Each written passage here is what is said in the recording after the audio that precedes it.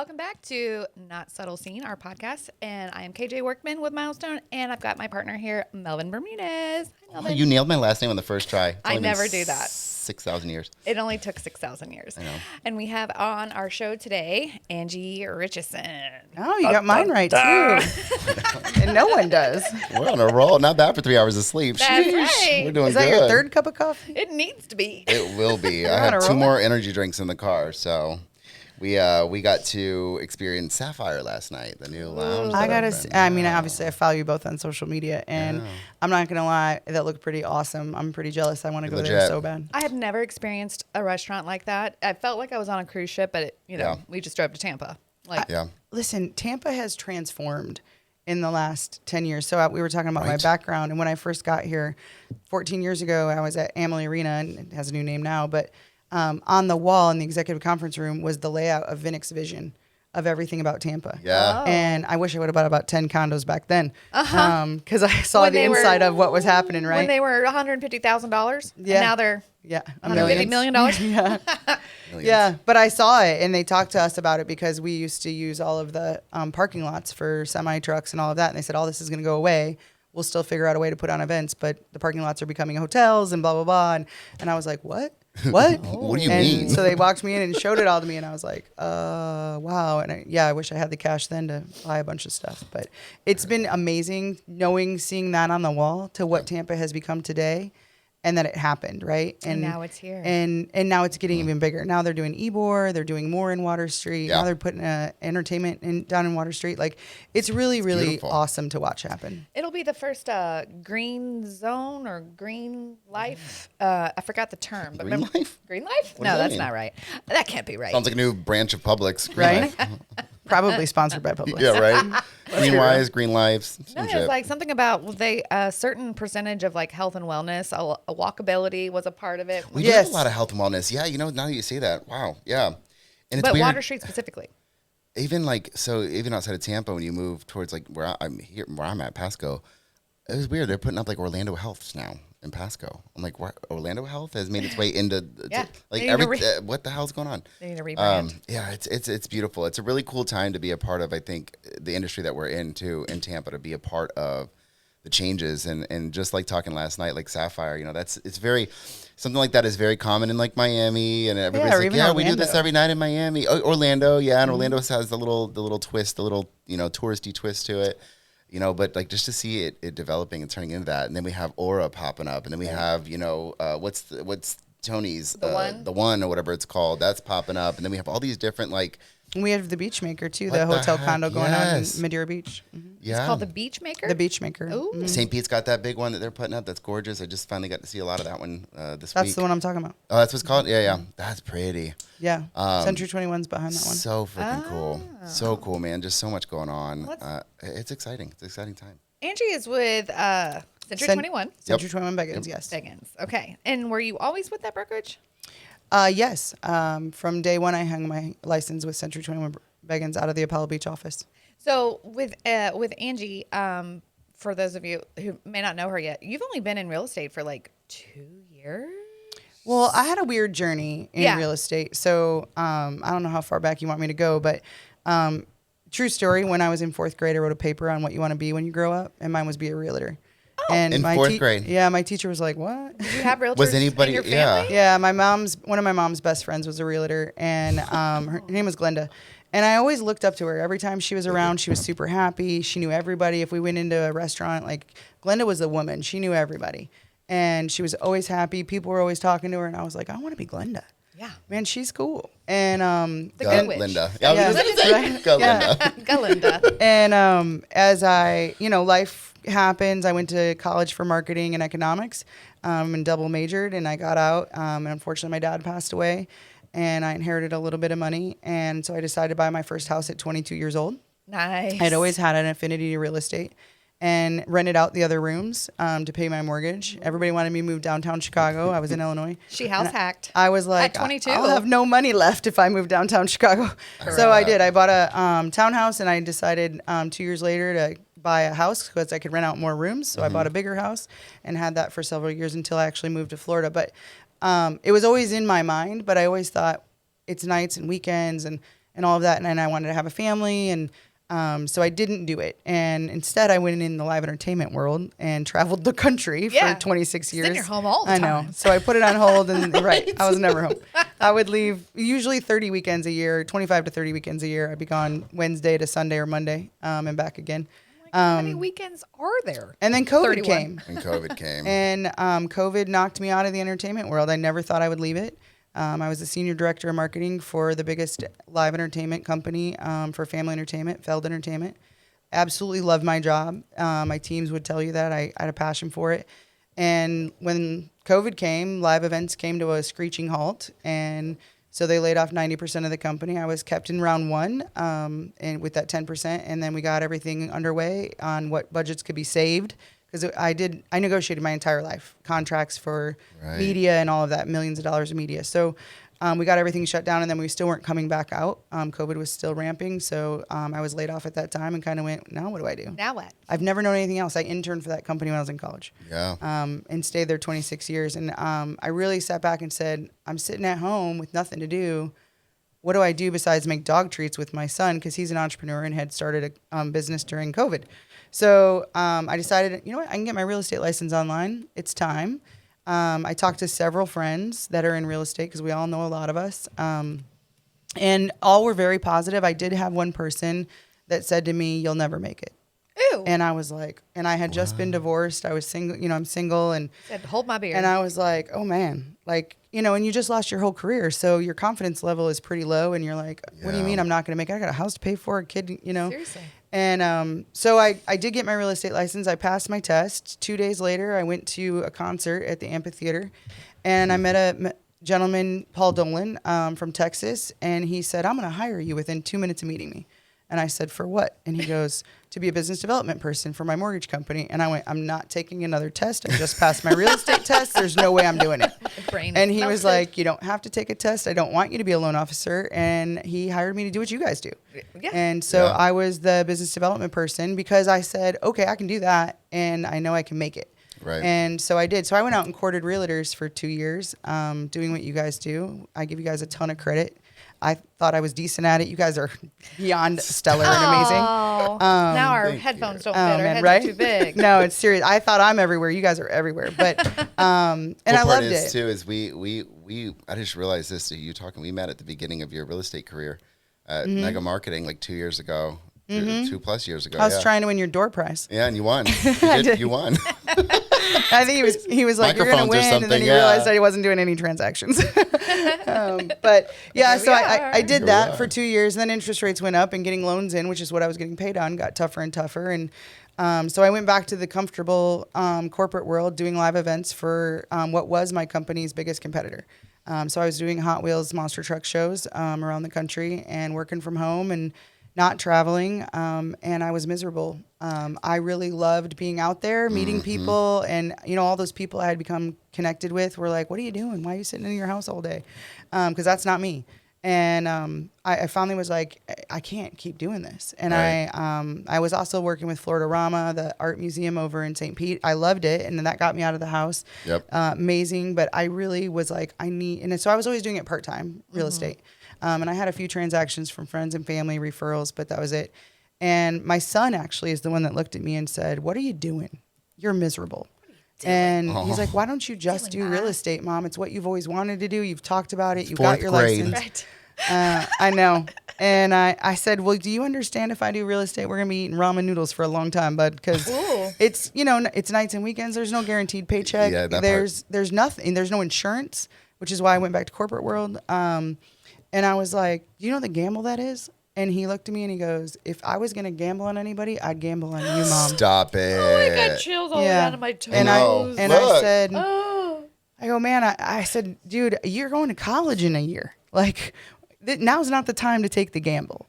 And he goes, Mom, I would gamble on you. Will you gamble on yourself for once? He's like, nobody works harder than I know than you. My eyes are watering. Mm-hmm. It's dusty in here. I mean, how do you look at your kid? My allergies are rough right now. Right? Oh my God. Holy crap. What that's a sweet cool. kid. And he wasn't even in college yet. Like, he still had that. And he's an entrepreneur himself. I mean, he's had 3 businesses already himself. So, and he's 19. Wow. So, and he's going to school for finance, and he loves real estate too. But he was like, Mom, if you work as hard at real estate as you work at everything else, he's like, you'll be fine. You'll be fine. And I said, even if I sold a deal tomorrow, I'm not going to have a paycheck for probably at least 30 days, maybe 60, right? And he's like, okay, ramen noodles it is. Let's go. And so interest rates were in the 7s. We're in a buyer's market coming off of 2 hurricanes. And I called my broker who had been asking me forever, why aren't you doing this full time, Angie? And I'm like, because there's no guaranteed paycheck. Right. And I called him up and I said, all right, I'm doing it. And he's like, what? Now, post 2 hurricanes, post 7% interest rates and a buyer's market. And now you're in? You're like, now. Now. And I said, yep. Yep. Now it's the time. I've never taken the easy road on anything. And why do it now? So I decided now's the time. And I said, January 1st, give me 3 more weeks. January 1st, I'm all in. I'm yours. And I'll show up. And he goes, you show up, we'll help. Yeah. And I show up at the office every day. Yeah. Unless I'm out showing or, doing inspections or whatever here. But I think that's the real part about real estate that I think a lot of people don't really grasp, and I know we talk about it a lot. Is the the Netflix version of real estate, the TV version of real estate. Yeah, it's like glamorous. No, you got to have that conversation. Like we're probably not gonna. I just saw somebody post something about this actually yesterday. Probably not gonna have a paycheck for a while, and then it took me 4 months.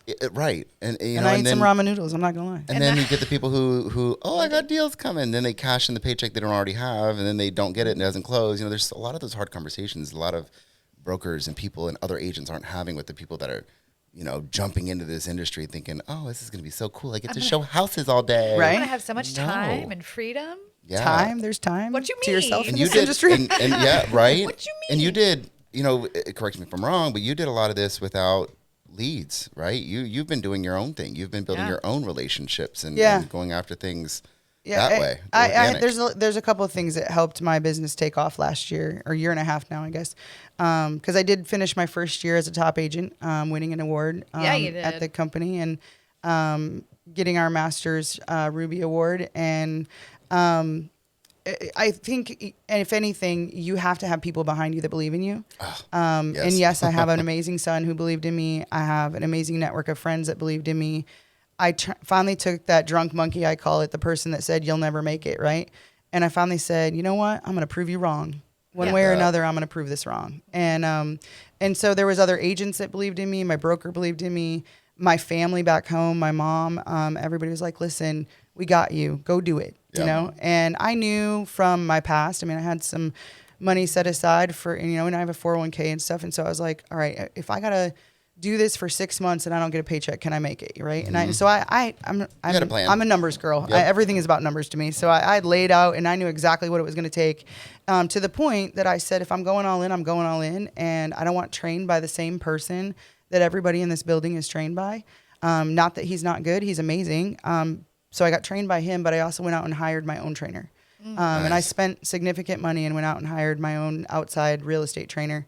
And she's amazing. Absolutely love her. And there's no doubt she helped me probably have the confidence to make the switch. And then when I made it, helped me through the process too, and gave me a lot of insight.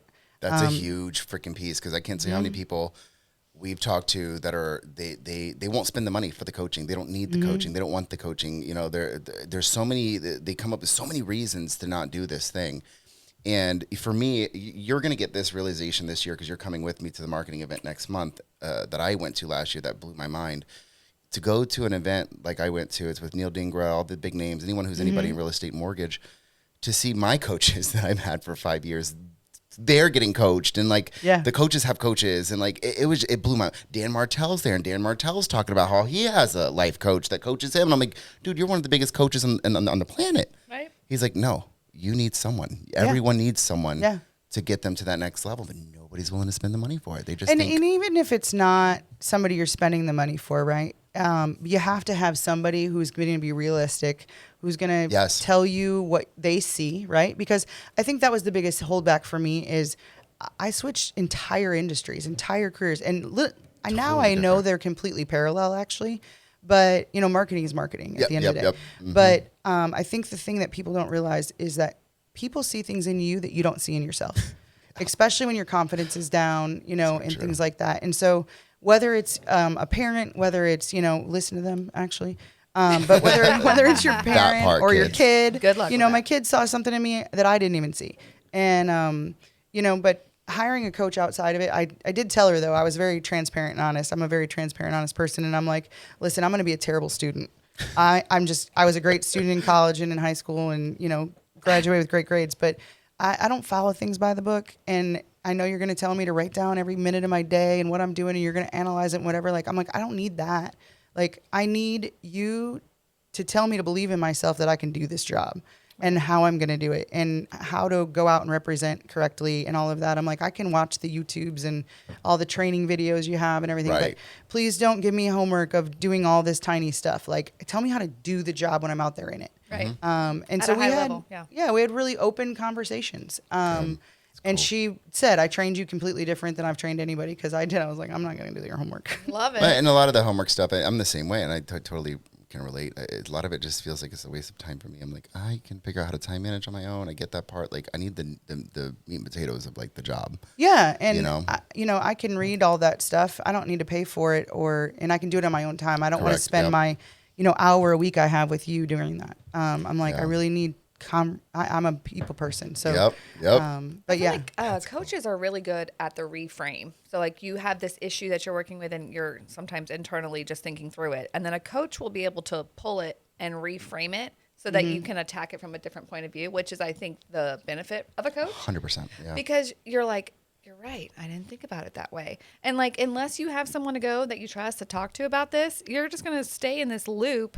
They have to be able to pull you out of it and go, okay, but what if you did this? That's what I love about coaching. Yeah. Yeah, absolutely. And I got the blessing of having the coaching from Century 21 and our staff there, which is amazing, and then having an outside one as well, right? And then marrying the two together and becoming who I am and what I decided. So that to me was a blessing, and even small things. I mean, coming off the hurricanes when I first started full time, you immediately start helping your friends in the industry. So, and I live in Apollo Beach, which is a flood zone. And I was doing all these open houses in Apollo Beach, and she said to me, "What are you doing?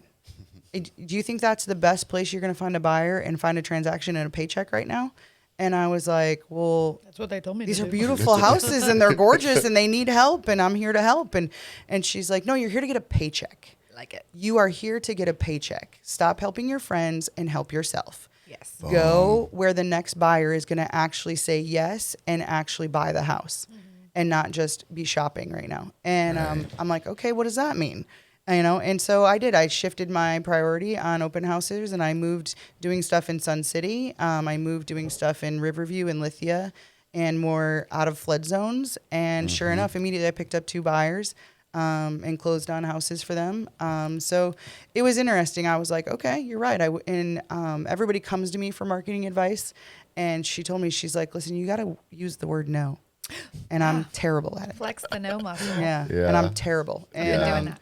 I finally had to say, like, yes, I can help you with Canva. Yes, I can help you with social media on Friday from 9 to 10 only. Right. 9 to 9:10. Because I would drop everything and help everybody, and that's just who I am. And Same, and it's hard. we can relate too, because we became the yes people for a very long time too, and it just got very unmanageable, and it kind of gets to the point where you do have to say no sometimes just to uphold that level of customer service, because you just keep saying yes and you don't meet their expectations. Like it doesn't work out. Well, and you just exhaust yourself, You right? exhaust yourself. And I think balance is the hardest part of this job. Yeah. And you easily can start exhausting yourself to zero balance. And it is tough. So she was very good at helping me figure that out. Yeah. A new conversation we've been having lately, and I think you've been having some too, is I have a lot of agents that are finally at that point where they're realizing, like, it can wait. Like, I have family, I have life. I don't need to respond to your message about going to look at a house when you message me at 11 p.m. at night, like, you know what I mean? 1:30, I get it. But like, I know, because I'm guilty. I see this message come in from an agent that needs help with something. And I'm like, I got to get on it right now and get this to them before they go somewhere else or something. You know what I mean? But it's been a process for me. I know it's been a process for you. I think anybody in sales, that's a process, hard, right? It doesn't matter what you're selling. You want the sale, right? Yeah. And you want good customer service, and you want people to know you care. But I get text messages at 1:30 in the morning, 5 o'clock in the morning. I know. And it's hard. And I think when you are chasing a paycheck in the beginning just to survive, that you're like, yep, I you have will, to jump I on will it. answer anything from anybody at any time and Mm-hmm. ask, I'm gone, right? And I mean, I've sold houses 2.5 hours away. People are like, "What are you doing?" And I'm like, "I'm not referring it. I got a car. I'll drive." Yeah. And, Oh, yeah. If it's on the buy side, if it's on the sell side, I would not. You can't represent somebody correctly that way. But you're chasing everything, and it's hard to. But you have to start valuing yourself 100%. and them to be able to say, you know what, I'll take care of that when I can actually concentrate on it. Yeah, Right. boundaries are not a bad yeah. thing. Not a bad But thing. you have to go through it. I mean, at the beginning of real estate and the beginning of any career where you're basically commission based, you Yeah. have to hustle You like have that. to hustle Like like there's that. no other Yeah. choice until you build up a book of business. Well, if you want to have a business, right. That part, yeah. if you're going to be an entrepreneur of any kind, you have to hustle. And Right. if you're not willing to hustle, it's not going to come to you. Late nights, early mornings for a little bit of time. Holidays, Yeah. all of it. You make your life Weekends, hard for a nights. little bit so that it's easier, It's easier later longer. on. Yeah. Right. So I I've love talked that. to a lot of entrepreneurs. I do a podcast for entrepreneurs, and a lot of people say your first 2 or 3 years is hustle, hustle, hustle to build the systems, build the business, build Yeah. the clientele, build the trust, right? More than anything, so that it can all start working for you later. Yes. But yeah, I'm only a year and a half full time. I've been in real estate 5 years because I did part time. But I really couldn't even talk about it when I was a business development manager for Right. mortgages, so no one really knew it. Had to keep it secret. Yeah, Yeah. you were a secret agent, like literally. Yeah, yeah. So what? Do you mind sharing what your numbers were last year? Because like I think they were pretty impressive. I don't mind, but you might have to call my broker. So, we all get these goals and everything. But I'm going to tell you something, even in my old world selling tickets, because we all had goals on ticket sales and all that. Yeah. I have a philosophy that head down and work. And That's what she said. And this morning. honestly, I don't keep track of it. I don't check numbers. Like, I just head down and work, and whatever it happens at the end of the year, if I met my goal, great. If I didn't, then I didn't work hard enough if I wasn't head down and working. More Right. people So- need to do that. I don't keep track of it. And I know that's crazy. And someone asked me the other day, they said, "Where are you at for the year?" And I said, I don't know. I just keep closing them. I'm Yeah. Like, I just keep working. And it could like- become toxic for some because so many people focus on the number. You know what I mean? They focus on, I have to be at 30 million. I have to be. And you can see what it does to them mentally and physically and emotionally. Like, I can see that it drains people to set those goals. You know what I mean? And so for some, great, set the goal if it works. But for others, head down and work is freaking phenomenal. head down and work. Yeah. Well, and I think too, if you set that number and you get halfway through the year and you're not halfway there, you're like, oh God, You start to right? panic. And then you start panicking. Then you do start exhausting yourself, right? Yep. So I made the decision, and I did this in my old job too. Like if I made my numbers and I made my commissions and whatever, it was because I had down and worked to the best of my ability. Mm-hmm. And I tell my son that even in college today, and people have heard me say it to him before, that just do your best. Do as much as you can to walk away with a heart going, I gave it everything I Gave had. it everything. Right. And, Right. and as long as you can say, I gave it everything I had, then you can walk away okay. And if I didn't hit my number, I didn't hit my number. And if I do, great, But if I do, what am I going to do? Stop? Right. No. Yeah. Right? But I see the people do that. They're like, oh, I wanted to do 6 transactions this year, and I'm 7, I'm good. I'm peace out for the rest of the year. And I'm like, That's nuts to me. there's like 4 months left. What are you That's nuts talking to me. about? More for Yeah. you though. Like Right. I'm like everyone has their thing. So like you know what I mean. Like so Some if things are weirder than others. right. Some things are weirder than others. But You do what? like okay, you want 6 transactions, you did 7, you're done. More for you. More for me. More for that guy over there. Oh who yeah, wants during to- the holidays when everybody's like, "Oh, I'm taking Thanksgiving and Christmas off," and I'm like, "I'm doubling down." Like, You're no like, way. That's when we double I heard down. that. enjoy your vacation. That's Have a usually when great people time. are having those conversations too about like where their goals are and where they want to be and what they want to move for New Year's and like that usually all happens around the Thanksgiving table, Yeah. Right. Christmas dinner. Yeah, I mean, I don't know. It's how I've been. Maybe I've always just been a workaholic. My friends will tell you that. I'm Same. not saying anything new. But I don't know. It's not that I pride myself on it. Yeah.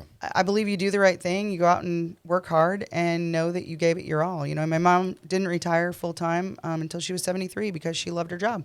Yeah. And she's like, she was in sales.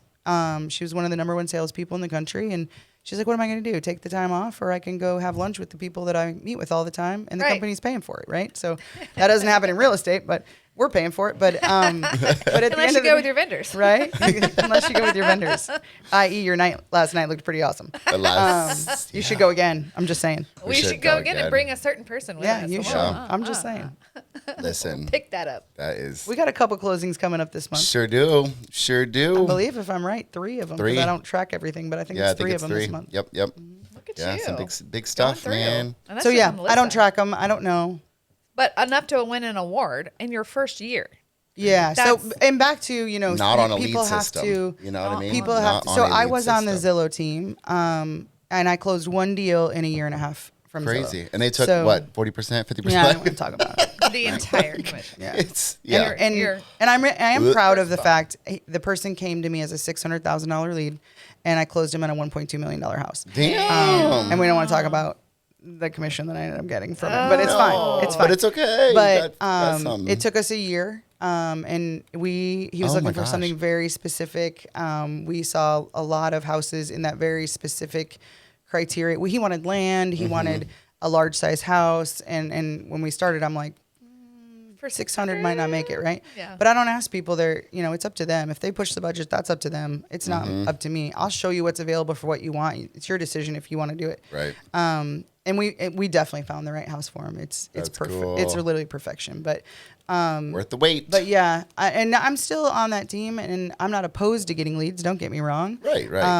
But I have been blessed. I used to network for a living my entire life here in Tampa, so I have a lot of connections. And we all know people are moving to Florida all the time. So, Right. I'm from Illinois. I've gotten referrals from there to people coming down, or they have somebody who owns a house down here and needs to sell it, Yeah. kind of thing. But because of my old job, I traveled the country. So, I mean, I have over 6,000 people on my social media on Facebook, and a lot of them are not in Florida. So I get a lot of referrals from outside of the country as well, where people are like, "Oh, my girl's down in Florida. She'll take care of you." Oh, that's nice. And sometimes I get them in and I refer them because I'm not in Miami and I'm not on the other side of the Right, state. right. I just had a listing on the other side of the state, and I said, as a listing, I wouldn't I wouldn't be the best person for you, but I will vet out a great agent for you and Yeah. make sure that we can take care of you as a team. So I love that Important. referral That's money. important. Yeah. yeah, That's the easy money. yeah. So because of my old network, I have been blessed. That is good. That's awesome. But I think because people know, and I'd like to think it's because they know, like, and trust me. But I think most people that know my background know that I negotiated for 26 years at very high levels with millions of dollars. So, negotiating has been my thing for a long time, and it. marketing as well. On the when you're listing side, marketing a house and going out there and hustling for it. So. Marketing part is absolutely huge, and I know you do an incredible job of it. We did one hell of a Brokers Open that was a good for one. commercial property. We had to shut down the locals from showing up. Yeah, It was so good. that was wild. Yeah, why that are was you good. here? Good turnout, and I think that's where a lot of the I want to say new realtors, but it's not really just the new realtors, are lacking in that understanding of like what you need to do nowadays to get a house marketed, to get it sold. Right. And then there's the ones that are sold, and I get it because I'm big in the social media world. They're sold on the social media aspect of it. Like, I got to do this crazy video production. And I'm like, you just have to know how to market well and what to do. And, I'm trying to get better with other agents that I work with that, hey, I want to do a broker's open. Hey, I want to do an open house. I'm like, okay, what are you going to do to market it? What are you going to do about it? I'm going to put it in an MLS. It's not check the box, I'm hosting one. It's Yeah, what are you going to do right. to actually have somebody show up? Yeah, so it's gotten really rough because, going back to like the earlier conversation about the no's, I've had to say a lot of no's lately to hosting brokers opens and open houses because for me it's not a good use of my time. If you're not going to I'm going to do as much as I can, but if you're not going to put forth the effort to market your own property and we're going to get 2 people to show up, that's not worth my time to go there. I'll get you some food and I'll do what I can to help you. Mm-hmm. But so many of these agents are not doing their due diligence to get these things marketed, or they're just checking the box in the MLS, like, it's in there.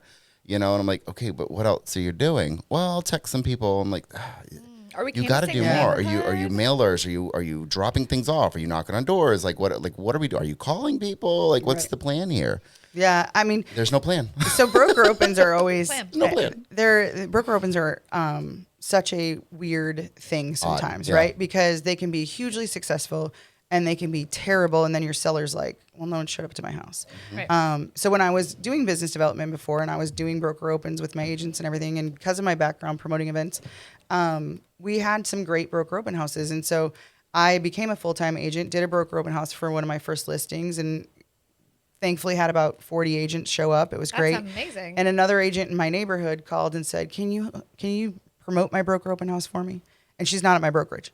We're good friends, love her to death. And Yeah. she's like, listen, my sellers saw what you just did for your neighbor, our neighbors, and now they expect me to do that. So can I just hire you and in your marketing background? And I'm like, I love you to death, but no. But no, she used the word. Right. I'm like, no. Unfortunately, I do have. I'm like, I can give you, but I will. But I'm not a no. I just can't do it myself, but I'm a yes, I'll tell you what it takes. let me help and you. here's all the things it's going to take to do it. And I laid that out and I said, here's everything that I do.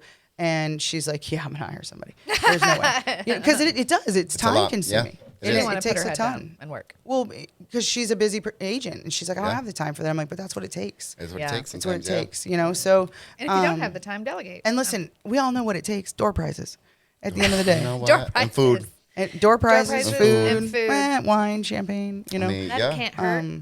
But I have always really had amazing vendors and partners in this industry that have stepped up and done a great job for me because they know that I'm going to promote them and they know that I'm going to help get the word out for them. So, you know, at Lazy Gator alone, the Broker Open House we did recently, we had 12 door prizes. Yeah. You know, That's cool. And somebody else paid for the music, and because I wanted to put it on as if it was a bar and restaurant, so people got the vision if they had never been there before, what could happen. So I've been blessed with my vendors, but they know that I promote them. 100%. And you know, I'm loyal to a lot of them. I promote them really hard on my stuff. So that it's not just me. It takes all those people promoting it. Right. does, And that's what I tell everybody. I'm like, you got to have a network. You have to have a network. That's you have to very have a true. good vendor group, and you have to be, somewhat loyal to them to help them help you. We all help each other. It's freaking phenomenal. I was just about to It's say just- that. Like when you create that partnership, that sphere of vendors to help promote things, like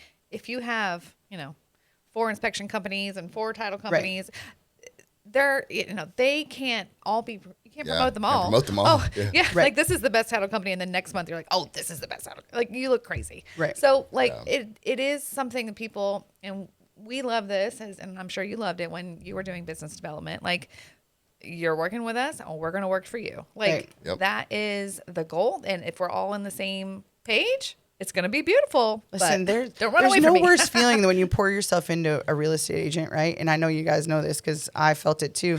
You pour and you pour and you pour and you do all this stuff, and then all of a sudden, like for me, I learned that they had sold something with a mortgage with somebody else because we can look it up. Yeah. Right. And I'm like, oh my god, I have poured hours into that person and money and Yeah. and everything. Yeah. I But mean, it gets in your head. You're like, what did I do? I mean, I do. That part, yeah. I still give people 3 options on things that here's 3 great local vendors. I know Yep. they're all amazing. If you want to choose, you can choose any of them. You can call them all. We go through that. But if I'm choosing, then it's a different story, and I go with the people who help support me and my business. I was the same way. As when I long was as an they're agent. doing their job Yep. in their business, 100%. I'm going to hold them to the caliber of making sure they're still delivering. I've had vendors that we've had issues, and we talked about it, and I'm like, listen, this is not the caliber of my business. Yep. Right. So You're an extension of me at this point. absolutely. Yeah. But And- being able to have that conversation too and have vendors where you can have those conversations is huge. You know what I mean? Yeah. I mean, I had one vendor that loved to say some things on social media sometimes. And, I called the person and I said, listen, if we're doing business together, you are an extension of me. Right. And I hold my business and myself to a certain integrity, and those that I work with, I hold to that integrity. And I'm not telling you what you can or can't do, but if this is what you're going to do, I'm going to tell you my business doesn't align with that. Yeah. And I want you to know why I would stop using you. I'm honest Right. and transparent, and that would be why. And the person really took it to heart and said, you know what, you're right. I need to probably rethink that, and has done a good job in that. That's awesome. I have That's a feeling awesome. I know who you're talking It doesn't matter. It doesn't matter. It does not matter. But that works though, because that kind of brings us into.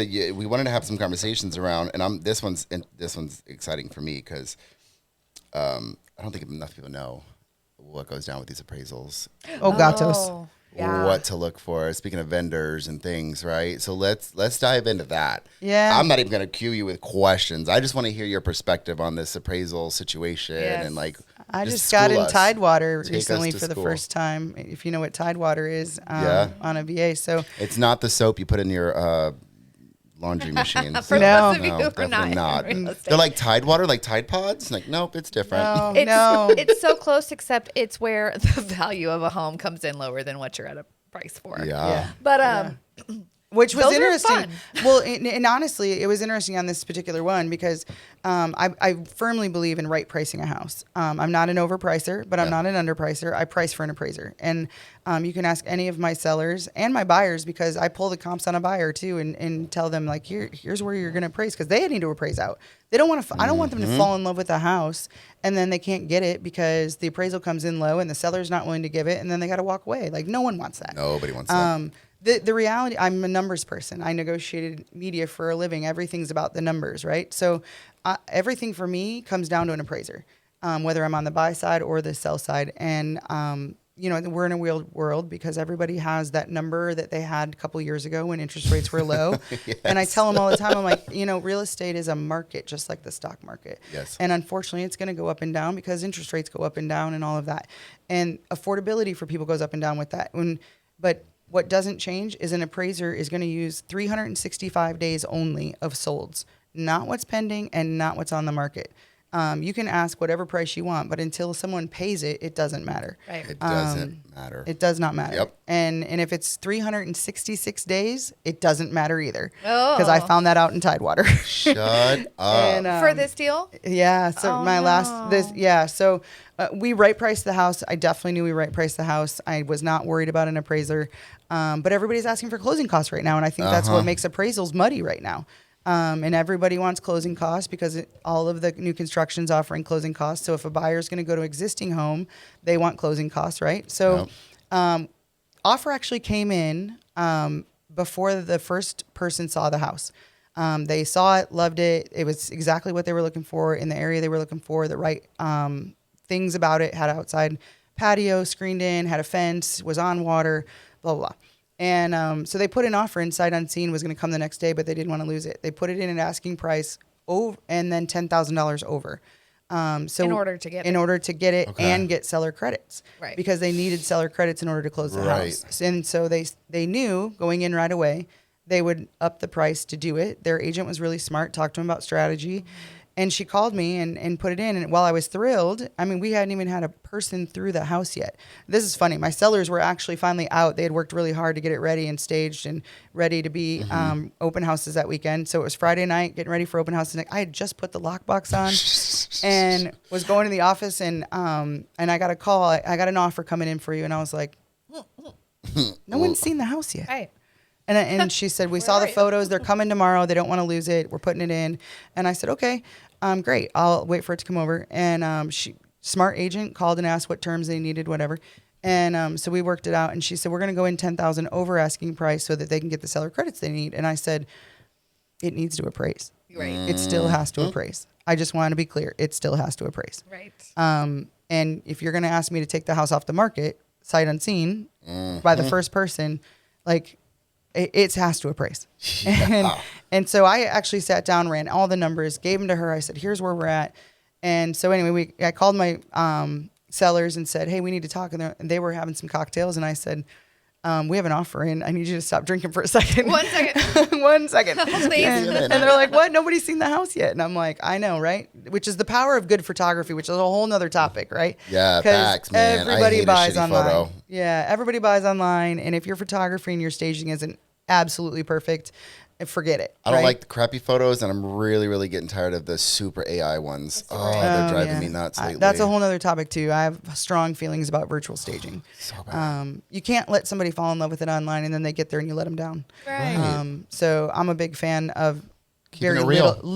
Keeping it real. And my saying is keeping it real in real estate. Real in real estate. Yeah. You have to. But everything is driven by an appraiser on both sides. And I think, so we got in Tidewater on it. We went back, re-looked at the comps, sent them some things and kind of went, please let this happen. Gosh. And we did get it. We won. They got the house. They got the seller credits they needed. Which is rare. Yeah. It's rare to win in Tidewater. It is. So good for you. Thank you. That's a good win. It's one of those you go, let this strategy win, please. Yeah. Because it was the right buyer too. The sellers had already went and found the house they wanted, they were in love with, and I'm like, oh man, that's the stress we all hold. Yeah. Right. That people forget about, because here I found them the house they really wanted. We won in multiple offers. We dropped their contingency for them to win. Holy crap. And then got their house on the market and was like, pray this works, because now we're on a timeline. Wow. And you dropped your contingency to get. No, I didn't. They did. That's their decision, not mine. No. They dropped their contingency, they did. and then I hadn't even sell that house. Yeah, I hadn't even seen their house yet because they had to. Holy crap! Oh boy. Yeah. That is stressful. Yeah. And when he said, do you think we can drop the contingency? No, real estate's just showing properties. What do you mean? All you do is look at really pretty houses and model homes all day and make videos. Right. Duh. Yeah. And I you know, and we're in an area, it was in Ruskin. So we're in an area with lots of new construction. And so I hadn't even seen their house yet. And he's like, what if I drop my contingency? Can we win? And I'm like, I mean, it would be helpful. Are you prepared to do that? Because, you know, I'm real. So I'm going to tell you, like, you might have 2 mortgages for a little while. We're in a buyer's market. And I'm like, where's your house and what's it look like? Because I haven't even seen it. And he tells me. And, you know, Lennar Home, great community, but they're building Lennar homes right down here, right? Yep. I said, well, we got to be really realistic about price now. We got to make sure it's perfect, you know, all those things. Yeah. And I said, but if you make this decision, this is your decision. I cannot guarantee anything. You know, there's no guarantees in this world, especially in real estate. Especially in real estate. And, you know, God bless the fact, yes, we got an offer sight unseen. If there's a shout out to be had, my photographer, Jessica, Snapshot, she's amazing. She is really good. Yeah, I do like her. Oh, Yeah. she's so good. Yeah. And I Beautiful should not pictures. tell anybody because she's so busy and I don't need her busier because I'm calling her all the time going, I need to get in. I know. But honestly, everybody's I buying heard online. 2 years ago too at Mega Marketing. Yes. Yeah. Yeah. And she's a hustler too. She is a her hustler. Yeah. energy. Yeah, she started, and well, probably 4 or 5 years ago, she started, and we started in networking groups together, and I watched her build her business and supported her through that when I was doing business development. She's amazing. But people they buy online, right? Yeah. And so they made that decision before, and then, but yeah. But I think that's the hardest part for sellers right now. You know, they don't want to see the true numbers, and they don't like the numbers. They put a lot of money in their houses. I think the one thing about appraisers that people forget is that appraisers aren't going to give you value for everything that you put in your house. That part, yep. Mm-hmm. And it's a hard conversation for us when because I keep it real in real estate and I'm honest and I've lost listings because of it, but they're not going to give you the value for a lot of your upgrades you did that were personal preference, we call them. Correct. You know, this accent wall, while it's beautiful, an appraiser doesn't care. They don't care. You know, that does nothing for that them. your TV's mounted versus being on a table, you know. They don't care what screen level you put in on your lanai, if you use the 2020 or not. They don't really necessarily care. I just had one, actually, appraisal came back and the seller and the buyer were shocked. They put in a $60,000 seawall a month before we went under contract, and it got zero value in the appraisal. And the seller was like, what? We got nothing. Well, the reality is an appraiser assumes that the seawall is functioning. And if the seawall wasn't functioning, that you need to put a new one in, then that's called maintenance. Then you need to do that anyway. Yeah. And that's maintenance, right? And same with a roof. Like a roof needs to be maintenance. The ACs need to be maintenance. And it's a hard fact of homeownership.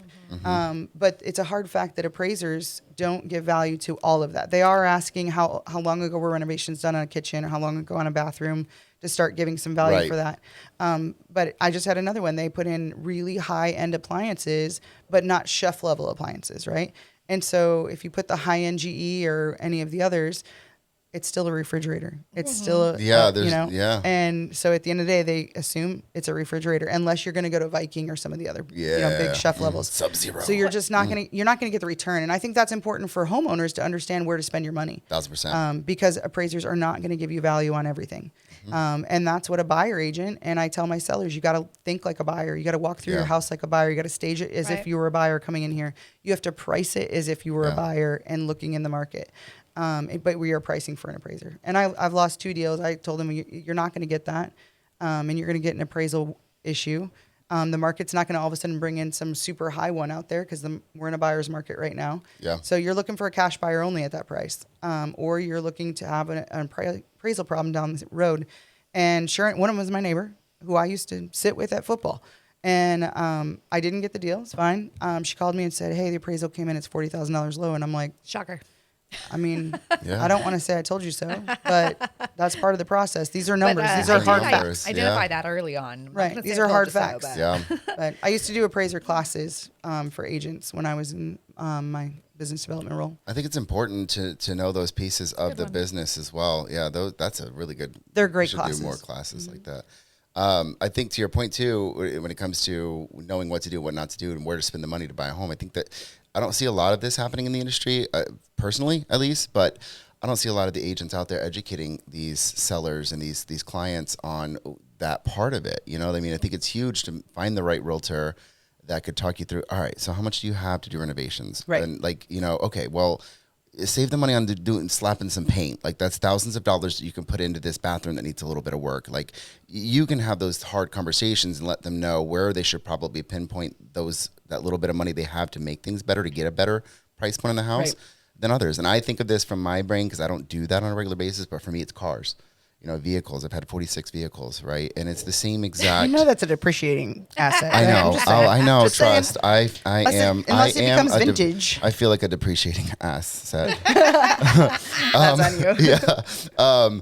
But no, like thinking of that too. I remember my first few vehicles. I'm like, whoa, what do you mean my trade-in's only this? I did all this stuff to the car, and like we don't care. We don't care. No offense. That was personal preference. Yeah. They're like, does it run? I'm like, but I put $4,000 in wheels, and these tires are worth $3,000, and they're like, so we don't care about that. you don't get that back. And it took a while for me to grasp that and understand, like, okay, I'm going to lose my ass on a lot of these because I put all this into it. But if I had a lot of someone train sellers me before, I'd be like, oh, okay, so maybe I shouldn't put all this money into it. Or if you do, you did it with the mindset that this was for me. Right. Correct. I'm Correct. doing this for me, and if it For doesn't your remain quality mine of life. forever, that's okay, right?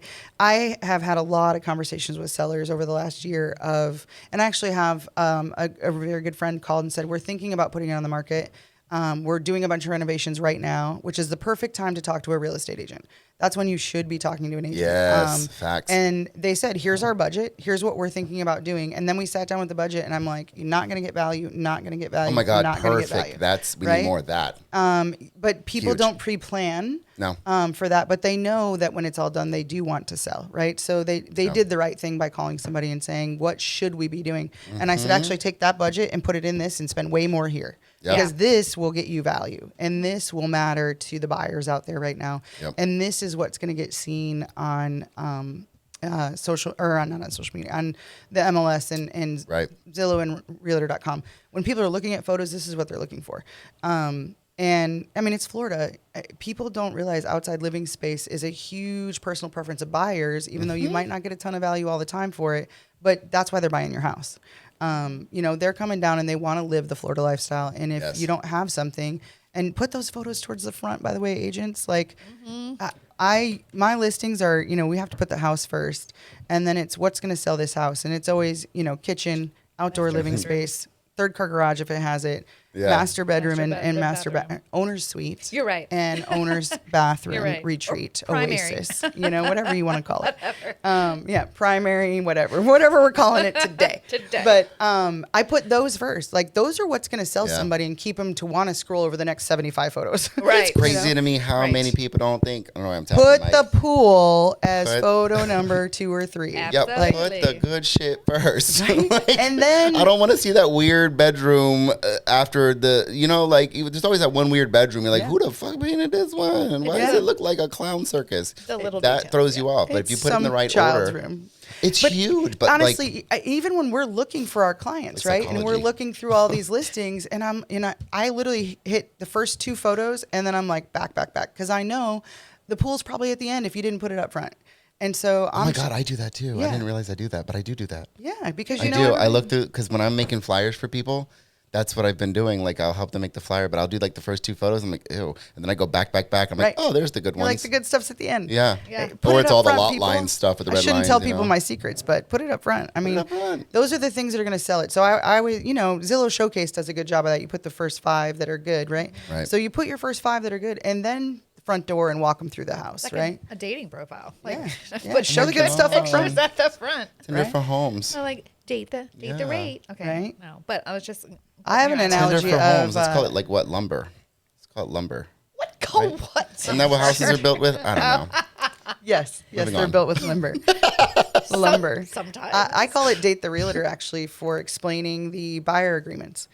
Because, they made that super clear and transparent and muddy as hell, right? Clear as mud. Right? Clear as mud with, you can have a pre-touring agreement and you have 1 day of showing somebody, or you can go all the way up to, signing them into 6 months if you want, or a certain area. And blah. So actually at open houses, that's what I talk to people about all the time. I'm like, I'm sure you came because you didn't have an agent, right? And they're like, oh, yeah. And I'm like, well, do you know about the pre-touring? Do you know about the buyer agreements?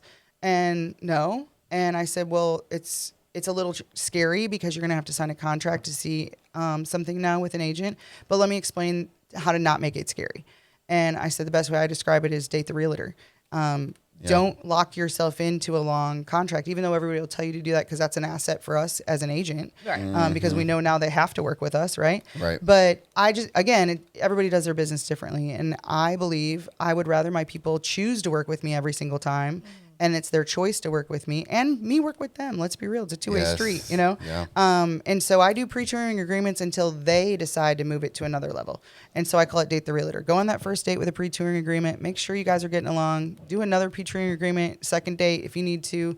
Right. You move it to the next level and we go to the next part of the relationship if you want. Oh, I like that. And I've actually gotten several deals out of open houses by them calling saying, I appreciate you were honest about that. The honesty is refreshing. Yeah. It is Other refreshing. realtors will try to get you to stick with them manipulatively. Wow. Yeah, I mean that's an had some asset to us, stories, right? yeah. That's an asset to us because then you know they're locked in with you. Right. But I think the hard part is that some agents then go, "Oh, I got 60 days to find them something. I'm going to work on these other things, right?" Yes. If I'm doing a pre-touring So agreement every true. time, I am on it. Right. Right? And because I need you to sign another one. Yeah. If we're going back out. And so I be as transparent as possible and I'm like, "Listen, at the end of the day, I want you to choose to work with me and I need to choose to work with you too."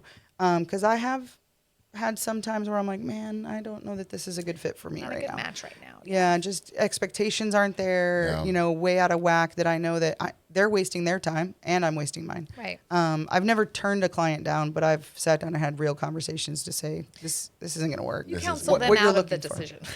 You got to keep it real in real estate, man. I mean, You do. you You can do. want a mansion and have the money for a shack and it doesn't work. It doesn't Yep. work that way. No.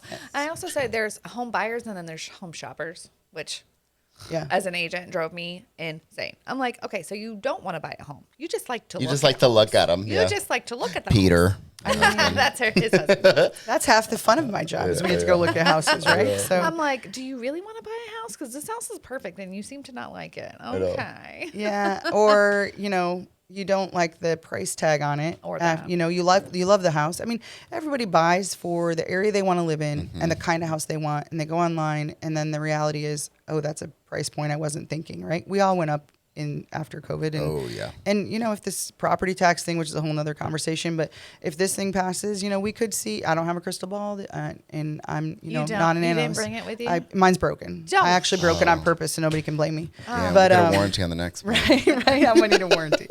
I have a sledgehammer. But if all of that passes, we could see prices increase again. So, Yeah. 100%. Ooh, I it's didn't you think gotta. about that. Oh yeah. You're right. Yeah. 'Cause that I would- just did a video on keeping it real in real estate on my social. I'll have to watch on it. that. I'll share it. And I literally said I don't have a crystal ball, but if this all happens, what do you If it think's all going to happens. happen? Well, yeah. What do you? What would you expect? I mean, I went home to less. Illinois to surprise my mom for her 80th birthday recently, and I had a family member say, "Yeah, Florida's in our future. I think I need to lock in now." And I said, "Why?" And he goes, "Well, let's be real. If this thing passes, everything's going to go up." He goes, "And secondly, you're the only state in the U.S. that's running in such a surplus that and no offense, Illinois, but you guys are not." And Get your shit together. right. I mean, have you seen the map of the economic wealth that's going to each state right now? I haven't. No. Florida Tell me is over more. triple. Really? Over triple. The only Go one us. next to us is Texas. If I remember correctly, Interesting. I'm sure someone will Florida and quote me. Texas are always buddy buddy. No, Hanging out. we're triple them Oh, we're triple Texas? Texas? for the Holy amount of crap. wealth coming into Are the they state. second? Are Second, they yeah. second? Mhm. Okay. And then Wow. North Carolina, South Carolina, Tennessee, and then there's many states in the negative. That people are leaving and businesses are leaving. But yeah, I mean, Florida is triple the next closest with billions and billions of dollars. Go us. That's crazy. Yeah. I love that for us. It's really transforming what this state is becoming all over, not just Tampa. But if you look at the economic stuff, you understand like now's the time to be buying. Now is the time. Yeah. And Yeah. if you don't look at economic stuff, just hire her as your realtor. That's fine. That part. She'll do it for you. I'll keep it real and real She'll estate. keep it real. We are getting close to our 1 hour. So We could talk for hours. We We could. really could. We would have to edit it. We could do a round lot. 2, round 3.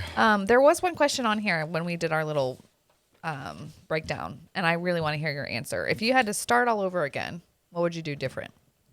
Start. You I would would have start started faster. Yeah. Started sooner. Yeah, I mean, remember I stepped back and said I let the drunk monkey friend that said you won't make it.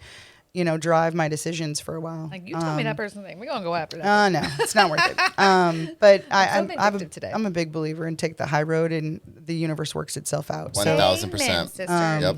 But honestly, if someone's thinking about real estate, and actually I've talked to a couple new people recently. I just trained somebody for staging the other day that's brand new. And I told her, I said, if you're going to do this, you got to do it. You got to be full time. Yes. Can you be part time and make a paycheck here or there? Sure, of course. But us full time agents, we know when we're dealing with part time agents. Yeah. And no offense to you, I started that way, and I actually regret starting that way. I look at it this way: we are dealing with people's largest purchase in their life. Yeah. That impacts everything for them. It's their largest asset. It's taking the largest part of their paycheck every day, and we shouldn't be. You need to be knowledgeable, you need to be educated, and you need to empower them with great decisions and be fully invested in them in the process. And if you're not paying attention to what's happening in the economy, if you're not paying attention to what's happening in your city, because we all know Tampa has tons of micro markets. Yes. We're a buyer's market unless you're in certain, even sometimes a street of a neighborhood, right? Literally. Yes. So people are like, oh, but I've been in multiple offers 4 times recently. That when people want to say everything's not sitting. Correct. And every agent's doing different pricing and all over the place. And there's buyers out there. Mortgage applications are up. Yes. So buyers are out there, and demand is different on neighborhoods. Demand is different on different towns, school districts, all of that. So you got to understand all that, and you can't be knowledgeable enough to really empower yourself and your business and your clients to make good decisions. And that was one of the things I know Craig Beggins at Century 21 has always said to us: make good decisions by empowering people with education and being able to make really good empowered decisions. Because ultimately this is their decision. I'm not talking somebody into a price. I'm not talking somebody into buying a house. I want you to do it with confidence. Right. And I want you to not come back and say, oh, I made a mistake. So at the end of the day, I think if you're going to do real estate, you got to do it. You have to do and it. you got to be all in. And there's so much knowledge out there, and things are ever changing all the time. But most importantly too, you're not a solo agent, even though we are, right? And at the end of the day, you need to have friends across the lines of other agencies. You need to, people ask me, how many people show up at your broker open house? I'm like, because I'm friends with people at other brokerages. Yeah. Right? Like, we're not here to hate each other. Correct. We're all in this to work together. Yep. And at the end of the day, if you're going to have enemy lines all over, then you're not going to make it. You're not going to succeed. No. At all. And so I say all the time, you got to be not the worst kept secret in town, right? So you got to market yourself and brand yourself, and you got to be willing to do all of that. So if you're going to start, you got to be all in to market yourself, be out there hustling, and to really do the business and to be all in on it. And if you're not, then you're not doing yourself or your clients a service. Yep. I love it. Oh my gosh. I know, she's so professional. Look at that. So It's the corporate life in me. we will have your. I was like, what are we looking at? Facebook, because I was like, normally we have like your logo, but we just have your brokerage logo. So fun fact, I'm having to find ways to subdue this just for the technical purposes of the podcast. Because of the video. The brighter the color, it throws off the focus on the camera, and it's just not fun. So I'm finding ways to still put stuff up in the background, but not make it so bright. Well, it might be a blessing because, I mean, we all know all of us agents have amazing headshots and glamour shots, and I probably don't look exactly like my headshot if you were going to put it next to me right now. So, You're like, I was marketing The myself. glamour Right? shot. The glamour shot. My glamour shot. Yeah, we all got them, right? We'll put your Facebook and Instagram. Yep. Okay. Email and so if you are like, how do I get a hold of this lady? I'm as public as it is. You can put it all up Find there. you. RICHISON. Yeah, Angie. Angie with an IE. Yep. Okay. Reminds Thank me of you my so favorite, much. actor to look at, Alan Richison. I would That's say. your Oh, I was like, I favorite? remind you of a dude? His okay. last name. Like, that's I don't every time know that guy. Yes, you do. It's the Reacher guy, the jacked white guy. He's so pretty. Oh, yes, you're right. Oh, you have such a shown me. gorgeous I'll take that he's human. jacked. Gorgeous human. But every time you see your last name, I'm I'll like, take that too. what if All right, they I'm were- going back to it's a I'm like, compliment. what if they were related? That would be so cool if I could meet him. I'd cry. Maybe they're related. I'm not famous. Yeah. Sorry. Yeah, you Yeah. are. You're locally famous. Yeah, I'm just- Everyone knows you. You're Monster Jam famous. You're Monster Hot Jam. Wheels famous. Come Right? on now. Yeah, back in the day. Back in the you Back know? in the day. It was awesome hearing all of your insight. Like that was. Yeah. we get some people on here who just want to come on and joke, and we're fine with that too. But we're 100%. We like, can do that too, yeah, well, cool. 3 more hours, right? Oh my Right. gosh. I know. I do want to go. We're going to do this. Stay tuned, y'all. We're going to do a day where we just do some chaotic, just not even real estate based stuff. Let's have some fun with it one day. Let's just Right? talk about life. I love these things. I now run a podcast, so I'm Yeah. used to being on it. Oh, And Oh, we'll and link your that too. Right, Yeah. we'll link that. And South tell Shore us- Live. There you South go. Shore I was like, tell us Live. the name South Shore again. Live. And it does go live on Facebook every Tuesday night. Every Tuesday night at 6:45 on 6:45. South Shore Live. And the whole point of the podcast is actually not real estate. I'm on it with 2 other gentlemen in town. We're all entrepreneurs and hustlers, and the whole point is to support local businesses. So whether it is a lawn service, a restaurant, a car detailing company, but it's all hairdressers. We've had massage therapists last week. So we have 2 or 3 guests every week. We also promote local events that are happening. So if there's charity events, things like that. And South Shore, for those that don't know, is kind of Riverview, the Bayside, not the, The inside. Yeah, the inside. So the Bayside from Tampa south.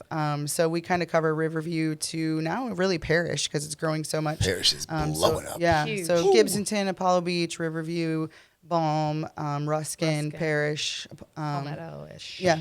So we talk about how to build a business, things that are working for people. So that's some of the things we ask people when they come on, like, hey, what's working for you right now? Yeah. Or what's not, so we can all help each other. So yeah, I run a podcast every Tuesday night. And real estate, obviously, weaves its way in. Of course. We'll link that as well. We'll make sure it's all in there. There We have some find her. fun. You can That find one her. is a lot more fun. Yeah. Teo, he's kind of the captain of Apollo Beach, we call him, and he's always smoking a cigar and drinking some whiskey. And, Ooh. and Love that. Howard, he's smoking something else, and I'm the one in the middle. I just She's like keep secondhand. I play referee. Right. We used to drink on our podcasts. We did, yeah, when we, had did because the they were brewery very one. yeah. We should have espresso martinis, man. Man, You know what?